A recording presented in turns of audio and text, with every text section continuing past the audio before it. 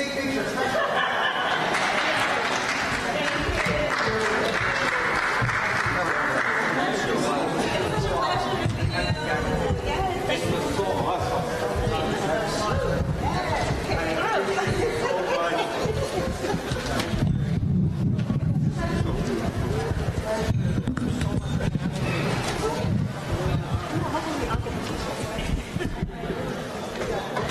Wow. Wow, wow, wow, wow.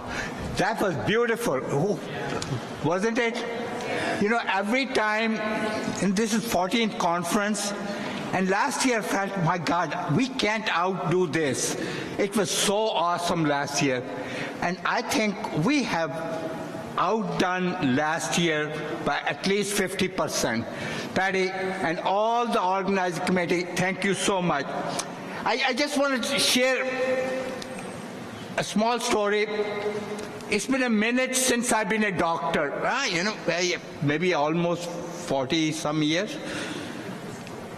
And, you know, I keep growing. At actual height, I'm actually becoming shorter, for real. And it's very real. Somebody reminded me, I met a friend of mine from high school, class of 67, just couple of weekends ago, and we were at Ocean City and sharing memory. And some memory, he reminded me of how small I was in high school. But, you know, we would never think of that. But I went to this high school. It was a very special school. You know, they took exam of 1,500 kids, and they took only 50 kids. And I have to be honest, I failed that exam by one point. And, you know, a whole lot of hullabaloo before I got into that school. And one of the things that attracted me most about that school was that ROTC. There were people parading, and it looked so beautiful. And I used to, before joining school, I was practicing. And the first week, they had this lineup. They lined up all the kids. And there were about 100 of us. And they went boom, boom, boom. And they came to me, and they did this. I swear to God. I have never forgotten that. No, we don't think of stigma of being short, you know. We don't think of stigma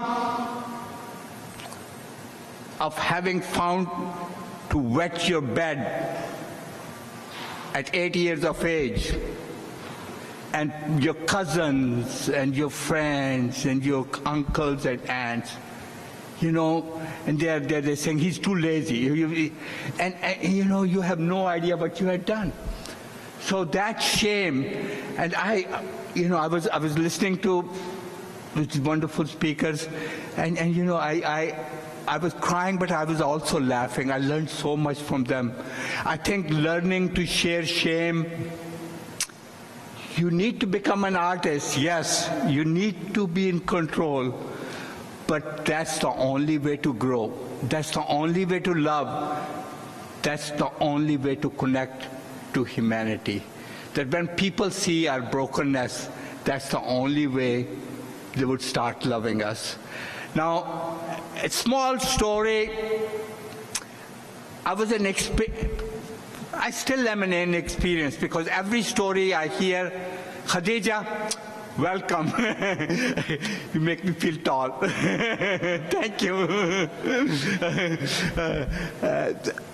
That I was talking to one of my patient, teenager with a chronic illness, talking about the medication. The medication was life-saving for this patient. You know, absolutely life-saving. And it broke my heart each time I talked. You know, it was the same canned lecture, how important it is to take your medication. You know, you're going to die. You're going to. And she looked at me, and she was just, And there were medical students there. And soon the medical students left, and I was sitting with her. And she said, Dr. Rana, I want to show you something. And I said, what? She took out the bottle of medication that was still half full. She said, Dr. Rana, see it down below what is written? Take it with food. And she said, Dr. Rana, half the time, we don't have food at home to eat. Now, unfortunately, chronic illness, that's one of the things that it brings with it is poverty. You know, there are a lot of chronic illnesses among poor people. They get afflicted with the worst of the illnesses, but chronic illness by itself brings poverty, and chronic illness by itself leads to food insecurity. And that issue is so close to my heart. And I want to welcome somebody. I was just amazed. I was looking up stuff. You know, this woman is an engineer, Rupa. And she works in applied sciences. And she works to do what? Make the technology become user-friendly for people with chronic illnesses. And I was just amazed to look at her publication, and I actually read some of your publication. And what a beautiful smile, Rupa. Rupa Valdez, please welcome her. She's an advocate, she's a researcher, she's a public speaker, she's an advisor, and most importantly, she's an educator. She's been an advocate for health equity and justice for individuals with disabilities. She has done pioneering work in improving access to new technology for individuals with disabilities. We talked about, I learned this word. She has published in the area of patient ergonomics. Yeah, you know that word? I didn't know that. I had to Google it a couple of times. I have to confess that. Her topic of discussion today is Nourishing Communities, Dismantling Systems of Food Injustice. Please help me welcome Rupa Valdez.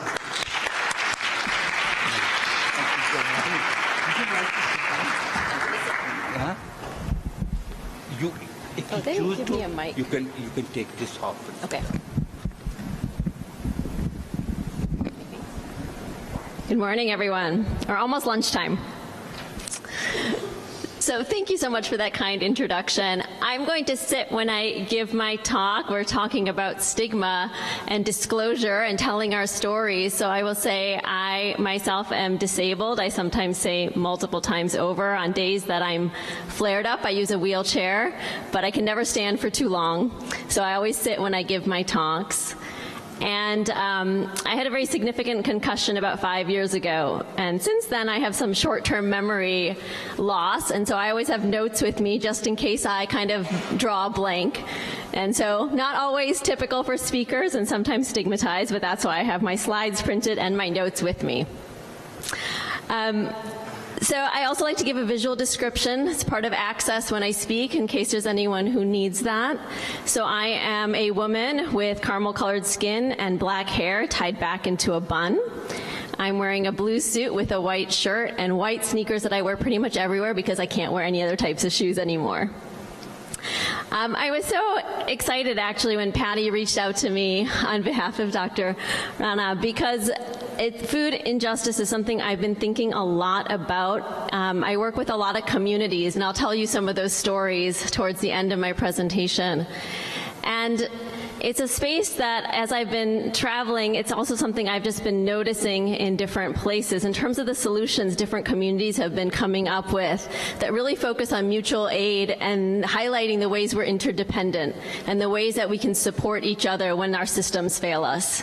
And so I wanted to take this opportunity to really explore this topic.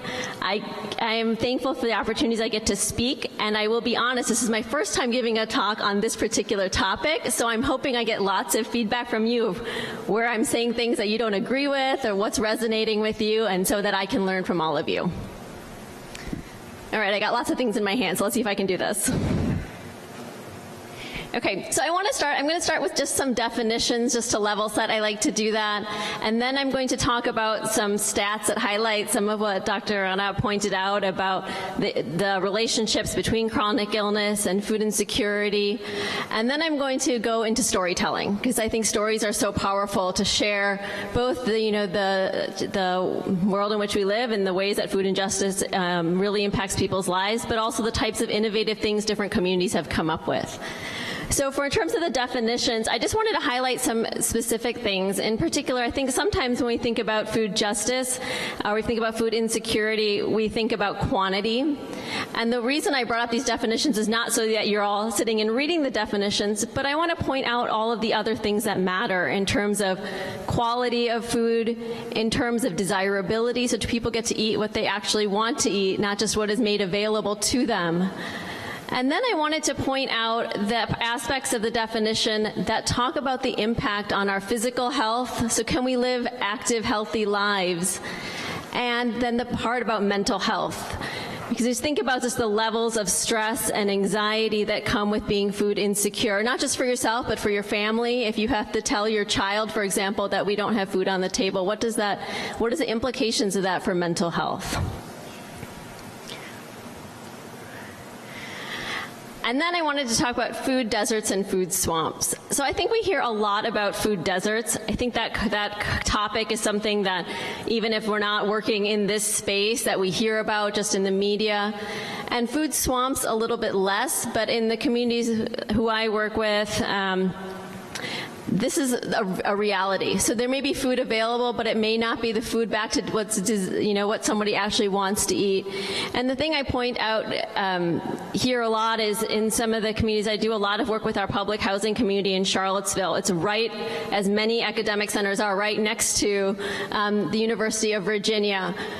And it is a food swamp. There are very few options for our public housing residents to be able to access food that is healthy and nutritious and food that they want to eat. We wrote a publication once that was titled, "I Love Fruit and Can't Afford It." This is a title from the community member, and part of what she also talks about is, strawberries are my favorite, but there's nowhere I can access strawberries near my home.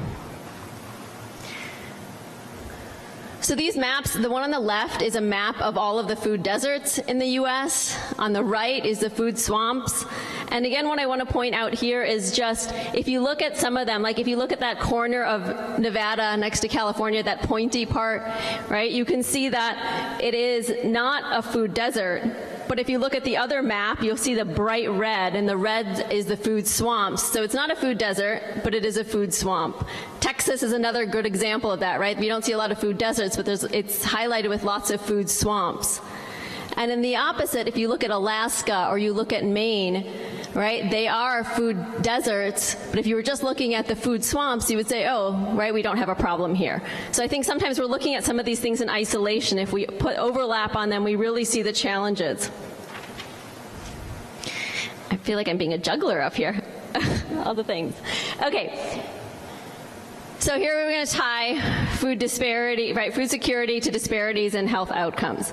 So here there's so many statistics here. There's so many ways these are interrelated.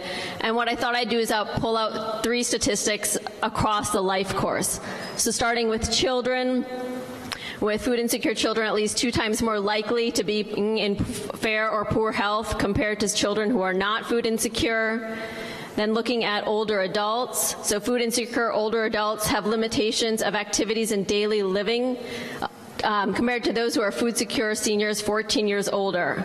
So just thinking about the implication on the ways you can engage, right, because of food security.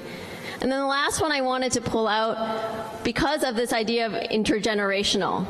Right, so food security isn't just impacting us, it's impacting, right, our children and children's children. It's not a, one generation related conversation.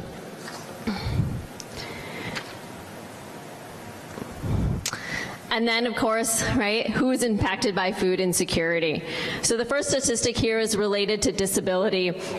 Dr. Rana is pointing out that so about 50% of food insecure households that include people with disabilities are in the very low food security category, and it's only 4.6 households without disabled people. And of course, this is for so many reasons, right? This is about employment, this is about the cost of healthcare, the cost of medication, of course, the cost of food, but it's also about the ability to prepare food, right? To access it in terms of if it's accessible, in terms of is a public transportation accessible? Can I get on it to get to the places where there are food? Can I actually prepare food? And I think about this for myself. So I am not food insecure, but I absolutely could be if I didn't have the people in my life that I have. I haven't been able to drive in over a decade. I cannot physically stand long enough or use my hands long enough to prepare food sometimes. So again, it depends on how flared up I am. And so I rely on the people in my own network to make sure that I can eat in ways that are healthy, both in terms of getting the food right to my house and in terms of preparing that food. So the other statistics here, and again, I won't go through each of them in detail, but basically you can see through here, right, food insecurity impacts all of our health disparity populations more than the populations we're comparing it to. So whether that's focused on people of color, whether that's focused on the LGBTQ community, focused on rural communities, and this particular statistic I have up here is about Appalachia, and I'll talk about some work we've been doing, and actually we'll play a video so that they can tell their story to you. So when we talk about stories of food security, I think we tell ourselves stories that are very much about blaming and shaming an individual.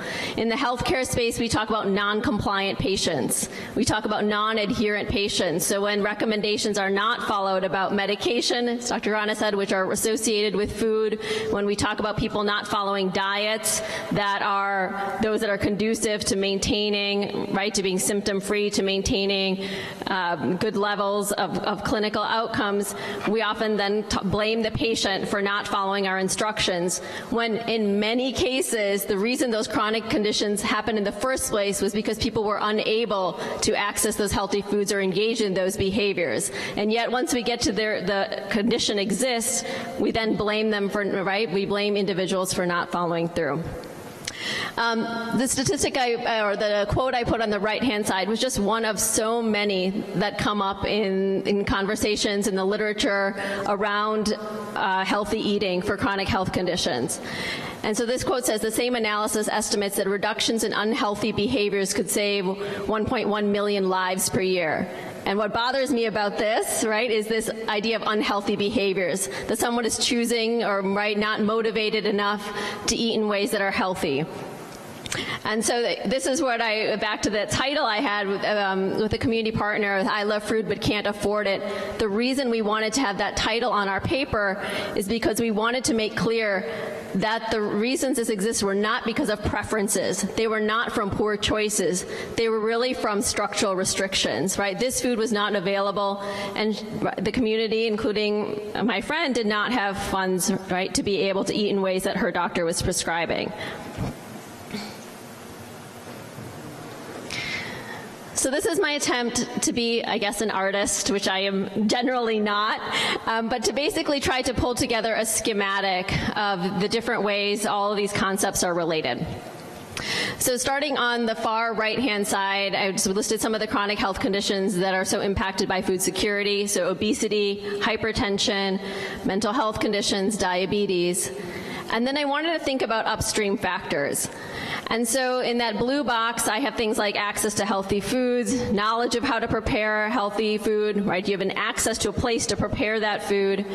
And food culture, which I wanted to talk about because I think we talk about food culture also in ways that are stigmatizing and harmful. I think we talk about food culture as if people have food cultures that are quote unquote not healthy, as opposed to saying that those food cultures or the ways people choose to eat evolve again from the structural restrictions we place on them.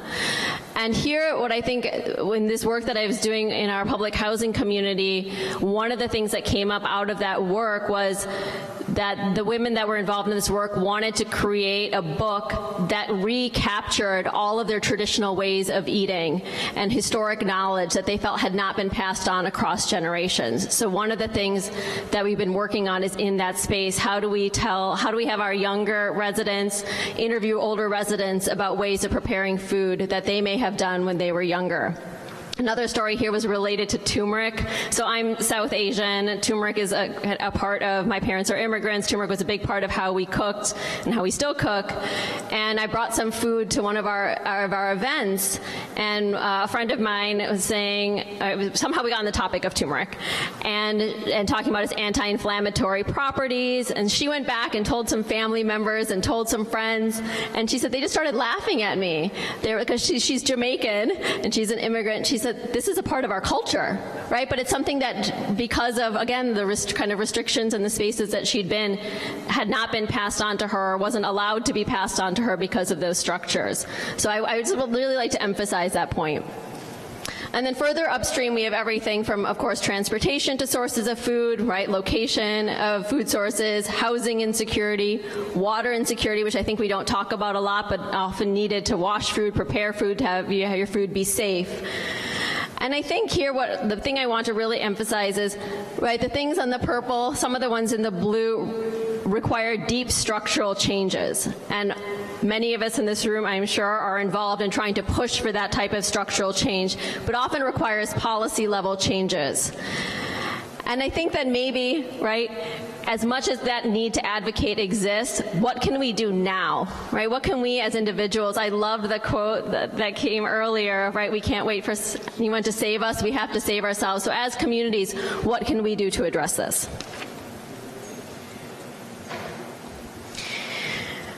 So before I get into some of the solutions that I've seen emerge from some of the communities I work with and some others that I've just observed, I want to just talk about this from a policy level in terms of the fact that we as a nation deprioritize addressing food insecurity. And so despite this clear tie to poor health outcomes, and right, that are of course only increasing, and the high cost of healthcare for treating chronic health conditions, we still put so little resources into preventive care to addressing and food security being a part of that. So I just want to go through some of these stats because I just think they're really powerful, and as much as I've seen them for a while, they always strike me every time I read them. So of population 50 years and older, the number of people with at least one chronic disease is estimated to increase by almost 100% between 2020 and 2050.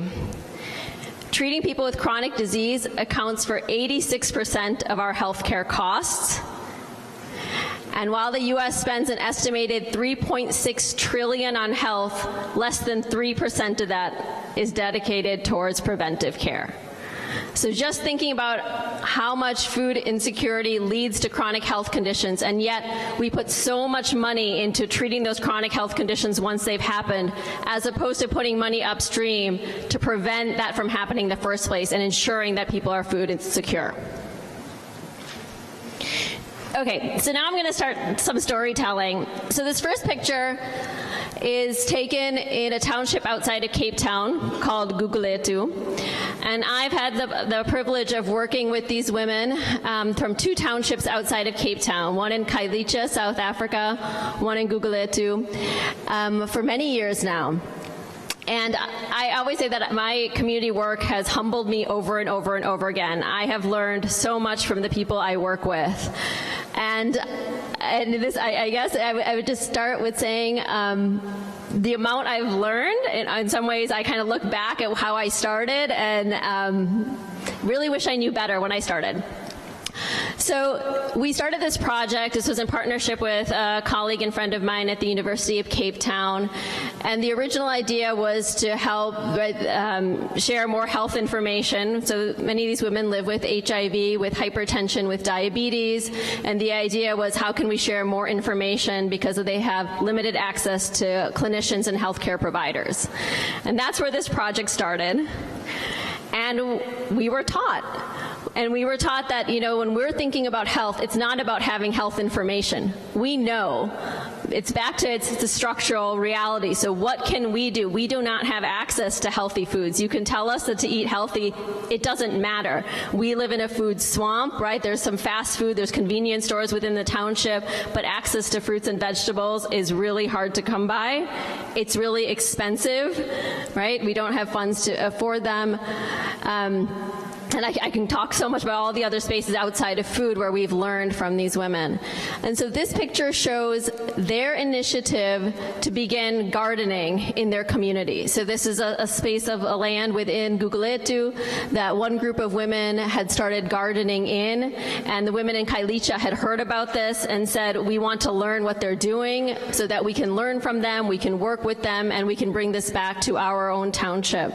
And so our job as researchers was really to follow their lead, as someone mentioned in the previous panel as well. And so how could we help mobilize resources or anything else they needed to support them in transforming this for their community? I would say the other thing they started doing was also started a beading project where they learned crafts from each other and they bead, and our job again was to connect them to places in Cape Town that would sell the beadwork that they created as a way to generate income. And then the last part was in terms of cooking, knowing that there was so much on their plate in terms of all the responsibilities, that part of what they did is started cooking together and cooking for each other. So all of the ways they mobilized internally for themselves and for their children and grandchildren. So this is another community that I've worked with for a long time. This is in Williamson, West Virginia, so in the heart of Appalachia, right on the Virginia-Kentucky border. This is in Mingo County, which is a county in the U.S. that has some of the poorest health outcomes in the country. And it's in a food desert. And these are pictures of, so a food desert. And actually, if we wouldn't mind playing the video now. See if we can get this to work.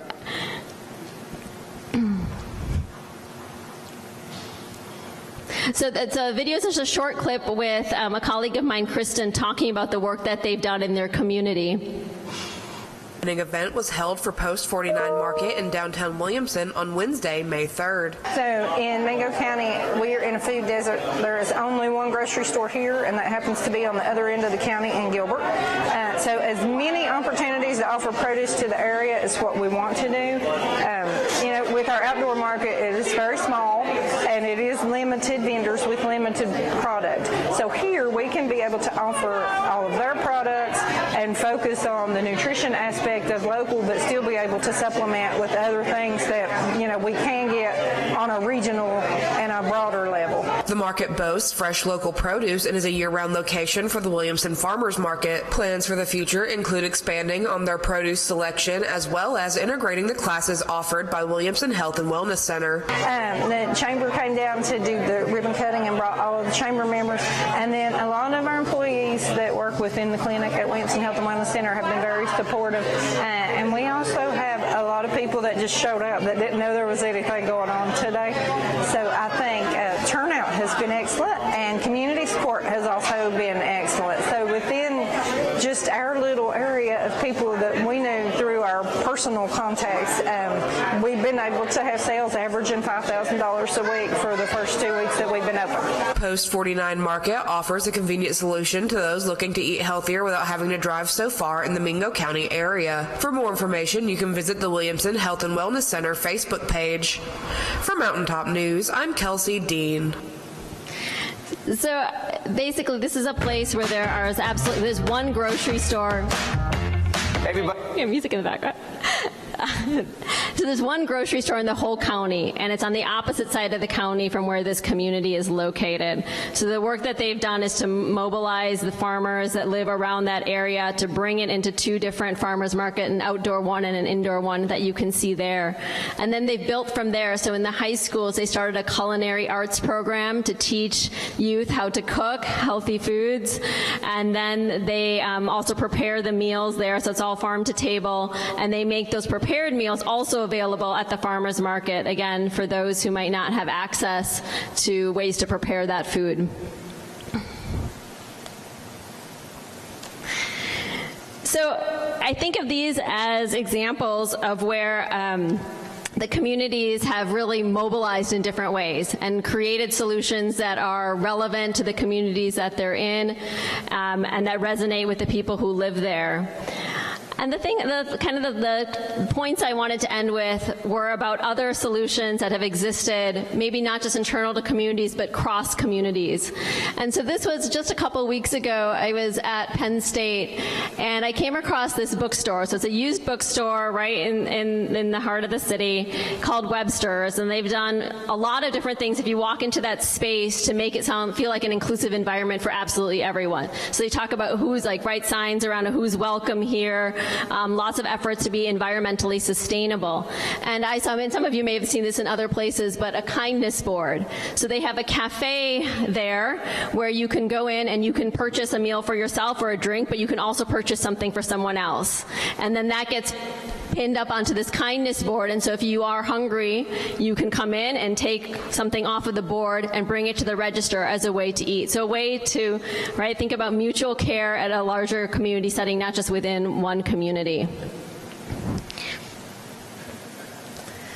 And then I wanted to end with Amritsar, the Golden Temple. I don't know how many of you are familiar with this. So my mother is an author. She writes children's books.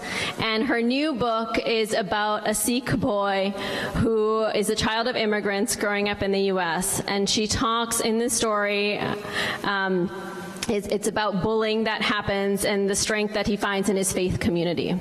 And in the context of this, she's been doing a lot of research into the Sikh community and the religion. And so the Golden Temple is one of the holiest sites for the Sikh religion. This is in Punjab, India, Amritsar. And I think of this as the kindness board on the absolutely largest scale. I just started reading, and I couldn't stop reading about this. So in the Golden Temple, they feed over 100,000 people a day for free.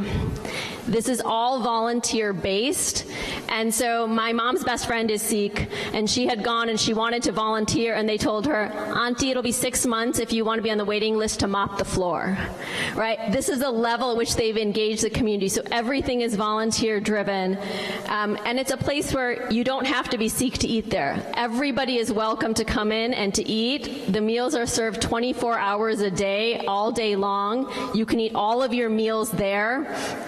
There's this article that was in BBC where somebody who lived in Amritsar said he'd never been hungry until he moved to New York, right? Because nobody's hungry. Right? You can always go and you can always eat.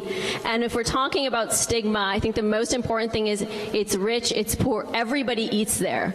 So it's not that if you're going there, it's because you belong to a certain group of people. It's everybody eats there and everyone eats there together. So I just want to end with this idea. I think in our culture, we overemphasize independence in so many ways, and we don't embrace this idea of interdependence and what we could do if we really celebrated the ways that we are independent or interdependent with one another. And so I think about food security not as something that exists for some of us and not for others of us. I think food insecurity is a reality that affects every single one of us. And I think, just love the idea of imagining what does a world look like when we are caring for each other in this way and allowing everybody to show up in ways where they're not worrying about where their next meal is going to come from, how they're going to feed their child, and to really think about what would happen if each person, each family, each community were food secure. Thank you.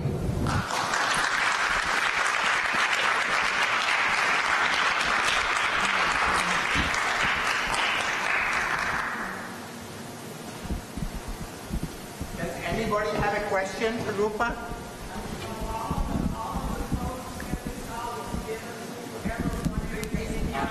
I'll take the speaker to you.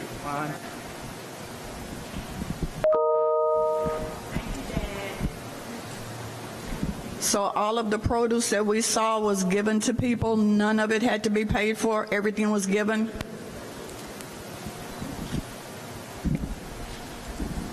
I can still jump. Thank you. Yeah, it's a great question. So it depended on the example. So in the produce for the farmers market, those had to be paid for. It's subsidized, so it's not at market cost. We have an initiative there with a grant from the U.S. Department of Agriculture where we're giving people boxes of food that is without cost. So some of it is without cost. The example at the end with the Golden Temple, all of that food is absolutely free to everyone. So everything comes from donations from the community for the food, and all of the cooking, all of the cleaning and maintaining is all volunteer based. And so anyone who comes to eat, it's absolutely free. There's no charge to eating. I don't need a mic. Thank you, first of all, for your work. It's so important. You're talking about food distribution and stigmas. I've noticed that in different communities, there's different quality of food. For instance, in some of your lower income communities, you may get food that has to be cooked right away or not good at all. And in other communities, you may get food that is fresh and you can maintain for weeks. So how do you bridge the gap when you are distributing food so that everybody gets fresh produce? We like to say that everybody gets fresh produce, but I've seen it, that's really not the reality. Because I've personally thrown food away like I can't give this to anybody. I absolutely appreciate that.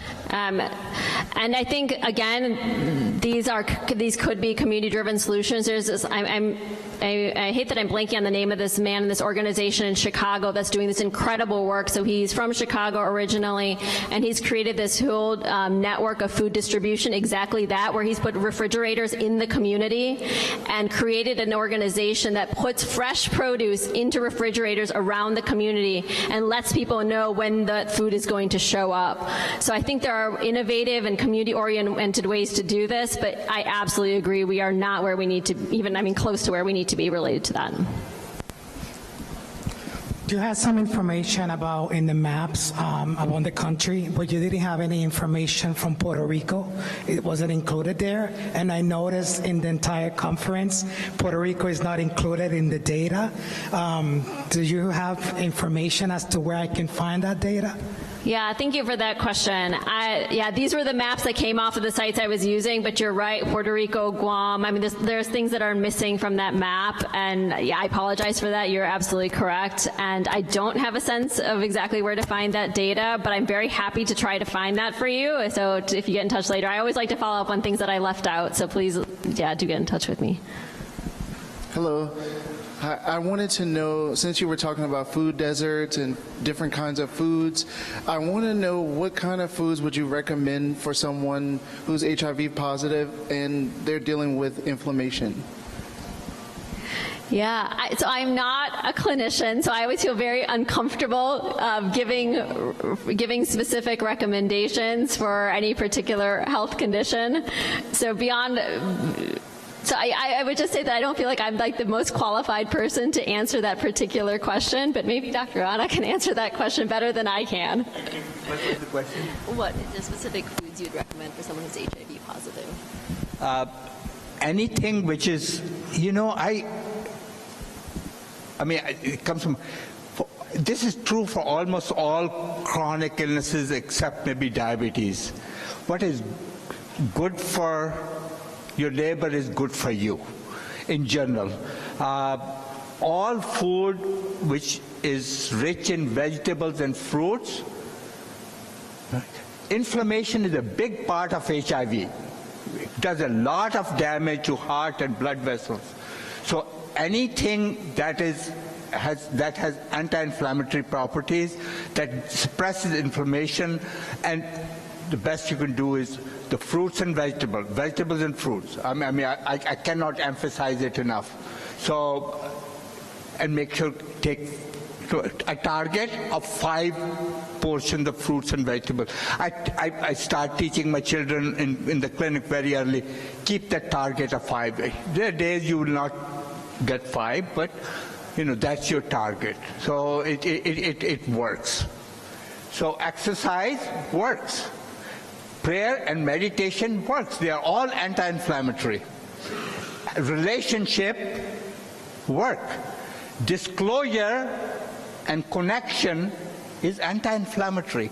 Once our conversation, once we stop having shame with ourselves, that's anti-inflammatory. But, you know, it takes a lot of work. It takes a lot of effort. Dr. Rana, I wanted to ask you a question. What I found out over the years, even though we provide the food, oral health is so important, and sometimes, you know, when we have food drives or hand out fruit, hand out certain vegetables, if a person cannot chew properly, you know, they can't use the food. You know, it's hard, you know, when you can't bite on an apple, when you can't bite on a pear, when you can't chew on a carrot. And so something has to happen where we could, you know, make an app where, you know, you can boil down the apples and, you know, eat it like applesauce and still get the same nutritional value.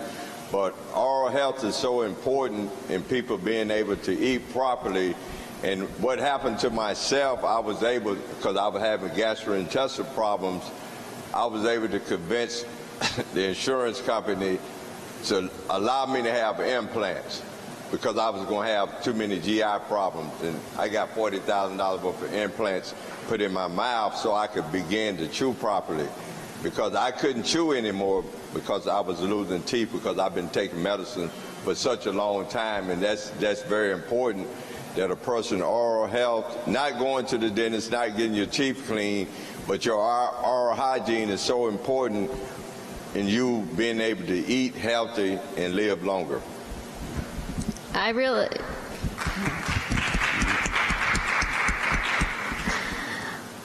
That really resonates with me, maybe from a slightly different perspective. So when I first got my chronic health condition, I couldn't chew either for several years. And so anything like carrots or apples or anything like that, I had to cook, like boil and then blend. I actually have someone do it for me because I couldn't do it. So I'm just empathizing that resonates with me a lot. So much.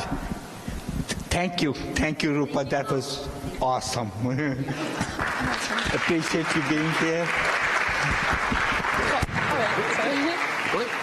I have another quick question. Patty, Sahir, Joanne, Cynthia, you're coming up.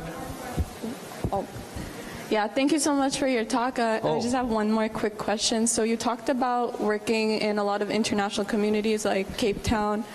My question was that about our DC community itself, like as members of the DC community where there's a lot of underprivileged populations and communities, what do you think is like the first immediate step we need to do? I know there are organizations such as right over here we have So Others Might Eat and Bread for the City that are trying to provide food and help the food insecurity situation. What are more things that you think we should be doing right now that we're not? So I think I feel like it cut in and out for me up here a little bit, but you're asking about first steps? Mm-hmm. Okay.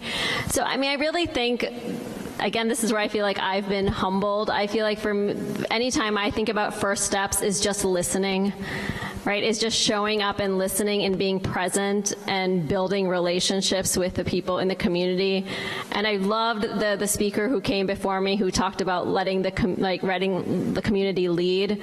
So I always feel like my role has very much been to support the initiatives that the communities themselves have come up with.